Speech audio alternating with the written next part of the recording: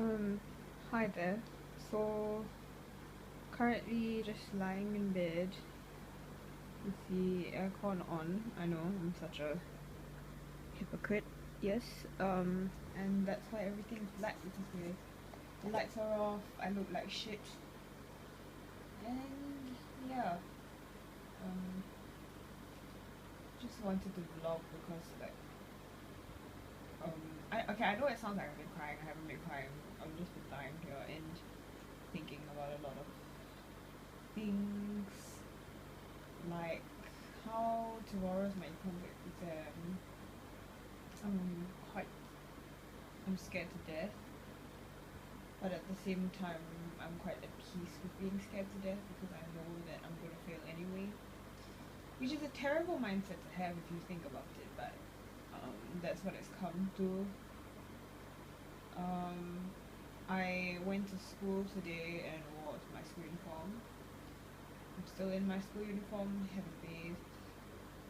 I know that some people think it's really gross that I don't bathe and I in bed, some people think it's gross and everything, but honestly ask any mentally ill or not at optimum level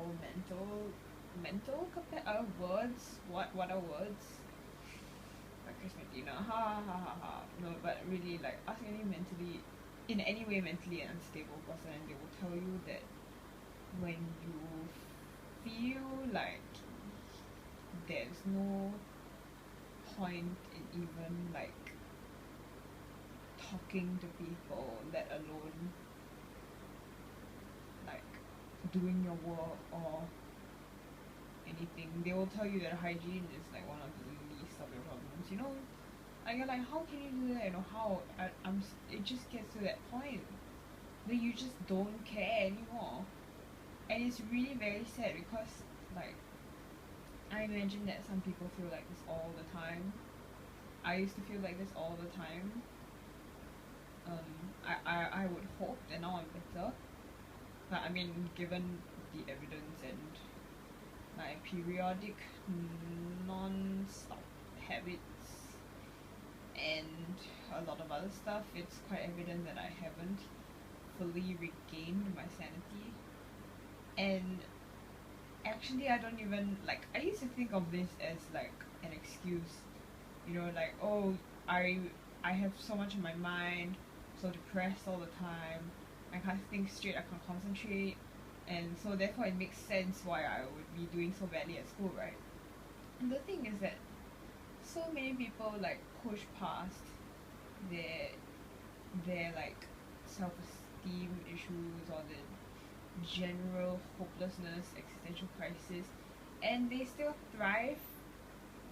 But I mean, okay, granted lah, some of them meet sad endings, i.e., like Robin Williams and anybody else with Kurt Cobain.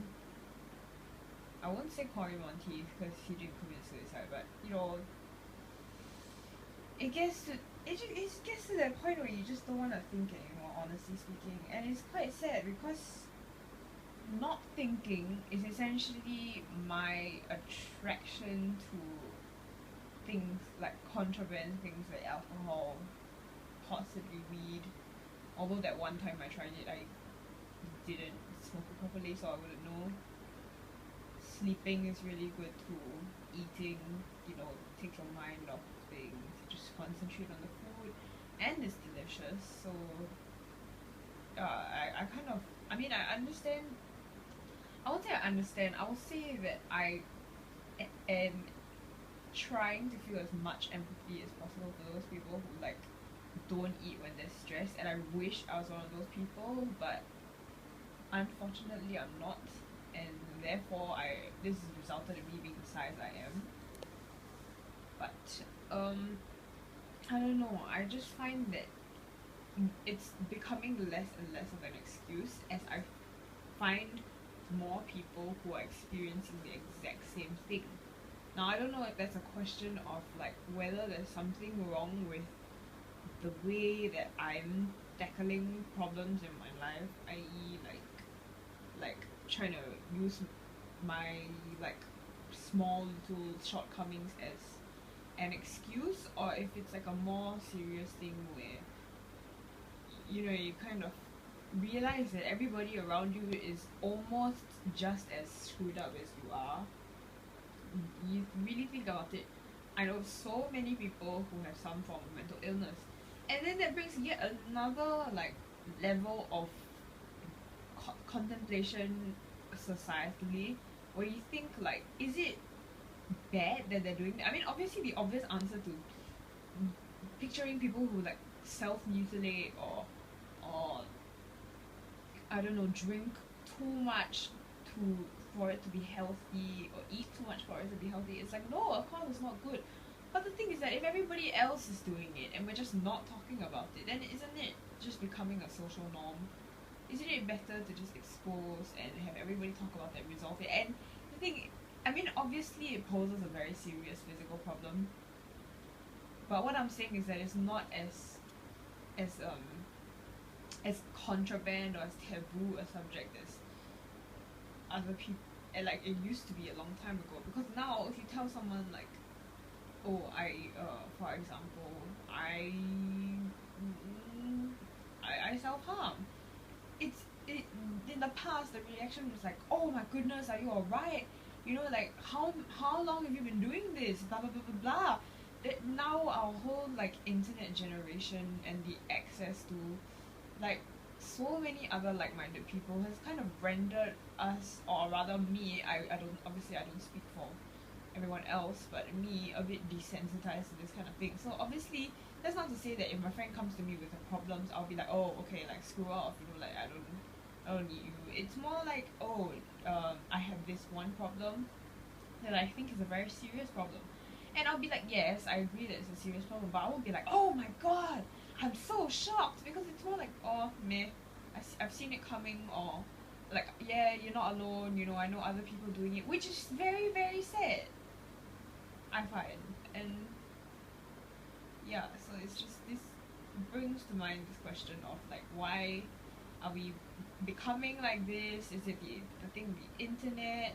Is it that we've always been like this, but we just don't talk about it? I mean, if, logically, depression has been around since the dawn of time, I would like to think. Even way back in the Middle Ages, of course, people would have been depressed. They would have been like, oh, why do I have to rake this corn and sweep up this horse shit every day when I'm not even doing anything about it? I can't even rise above my caste. Obviously, not everybody's gonna be like, oh yes, everything is fine and dandy, unless you're raised the right way, unless you grew up in I don't know, like modern day Scandinavian countries.